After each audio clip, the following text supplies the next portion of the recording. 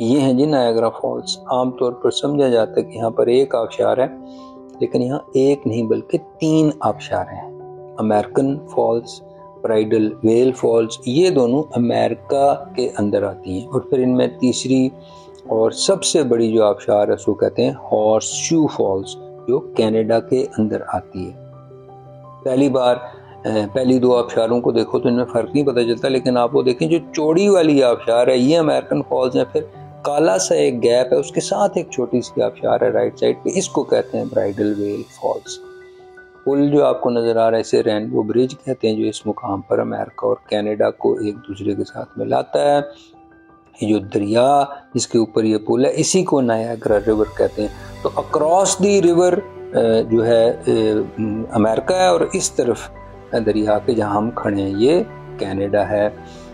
ये इतनी खूबसूरत जगह है कि इसको खूबसूरती इन पानियों के अंदर जो, और फिर इनके अंदर जो तवानाई है उसके एतबार से 8th wonder of the world यानी दुनिया का 8वां अजूबा भी कहा जाता है। हर साल बेशुमार यहाँ टूरिस्ट आते हैं। यहाँ के लोग बहुत ही सिविलाइज्ड और कल्चर्ड हैं। अच्छा, मैं गुजारिश करूँ कि क्यों ये नाम इनको दिए गए कि भाई अमेरिकन फॉल्स जाहिर है अमेरिका के नाम से, और फिर उसके बाद जो है ये जो ब्राइडल वेल फॉल्स कि भाई ये मिलती है दुल्हन के जो हिजाब है उसके साथ मिलती है, और फिर हॉर्सशू फॉल्स यानी ये जो खुर है घोड़े का उसके साथ ये मिलती हैं। तो पानी यहाँ कितना ज़्यादा है उसका आप अंदाज़ा इसी से लगा लीजिए कि यहाँ जो पानी की रफ्तार है वो क्या है, 6.6 लाख गैलन फी सेकंड। तो आप अंदाज़ा लगा लीजिए कि ये कितना पानी। हर वक्त यहाँ ऐसे लगता है फॉग ही फॉग, ऐसे लगता है कुछ दिखाई नहीं दे रहा, यूँ लगता है जैसे बारिश हो रही है, धुंध है हर तरफ।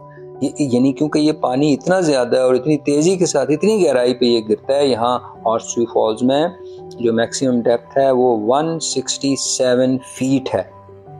तो अगर आपके पास अपना बंदोबस्त ना हो तो फिर आपको यहाँ जो रेन कोट वहाँ से बातौर मिल जाते हैं। देखें ये साहब जो पहन कर आए हुए हैं। अच्छा, मैं आपको नॉर्थ अमेरिका की कहानी सुनाऊँ जहाँ पर ये जो नायग्रा फॉल्स हैं कि आज से 14,000 साल पहले की बात है कि ये जो नॉर्थ अमेरिका है ये सिर्फ बर्फ़ पर मुश्तमिल था। तो ये बर्फ़ पिघली तो इससे 5 बड़ी झीलें बनी जिनको 5 Great Lakes of North America कहा जाता है।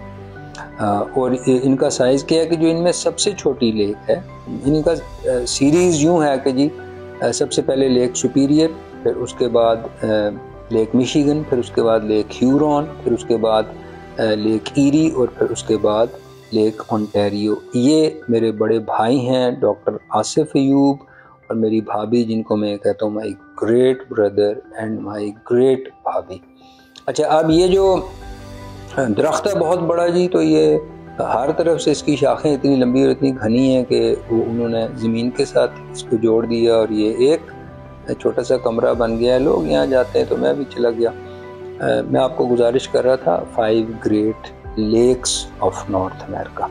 तो इनमें जो सबसे छोटी झील है यानी लेक ओंटारियो वो भी इतनी बड़ी है कि दुनिया के 43 मुल्क रकबे के एतबार से इस झील से छोटे हैं, और जो 43 यानी 43, और जो इनमें सबसे बड़ी झील है लेक सुपीरियर वो इतनी बड़ी है कि दुनिया के 180 मुल्क रकबे के एतबार से इस झील से छोटे हैं।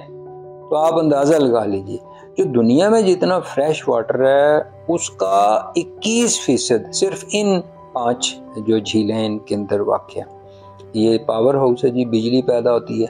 तो ये जो नायग्रा फॉल्स हैं तीनों, इनसे कुल 5,000 मेगावाट्स बिजली पैदा होती है, जिसमें से तो तकरीबन 3,500 मेगावाट्स जो हैं वो उसके यूएसए के हिस्से में आती है, और फिर 2,2500 मेगावाट्स के करीब कनाडा के हिस्से में आती है।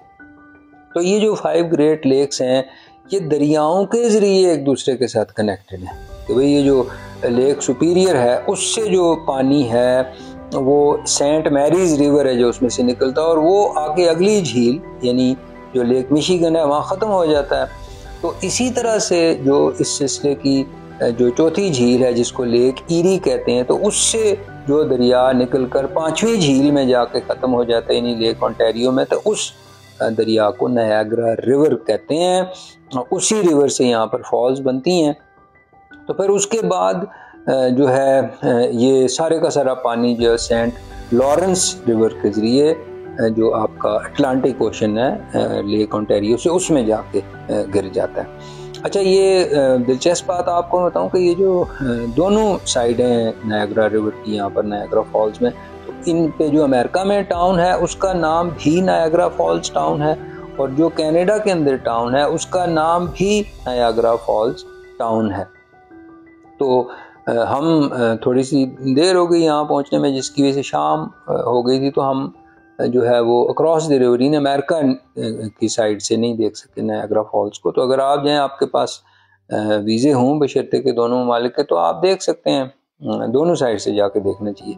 तो ये नायग्रा फॉल्स टाउन कनाडा है जहाँ खाने पीने की चीज़ें कोई भी और भी इंटरटेनिंग किस्म की जो एक्टिविटी है वो भी यहाँ हर तरह की बच्चों के लिए, जवानों के लिए, बूढ़ों के लिए सब जो है अवेलेबल है। जो सबसे ख़ास चीज़ मैं हमेशा कनाडा और अमेरिका के बारे में आपको गुजारिश करता हूँ कि यहाँ सफाई है। ऐसे लगता है कि हज़ारों लाखों लोग हर वक्त इसकी सफाई करते रहते हैं, लेकिन ऐसा नहीं है। असल बात यह है कि यहाँ लोग इन इलाकों को गंदा ही नहीं करते। अच्छा जी, ये आपका जो है वो पांचवी झील है। देखें, ऐसे लगता है जैसे एक समंदर है। ये लेक ओंटारियो है और वो जो मैंने गुजारिश की ना कि नायग्रा फॉल्स के बाद वो जो फॉल्स बनाने के बाद जो नायग्रा रिवर है इसी में आके ख़त्म हो जाता है और यहाँ से फिर ये सारे का सारा पानी सेंट लॉरेंस रिवर के ज़रिए अटलांटिक ओशन में गिर जाता है।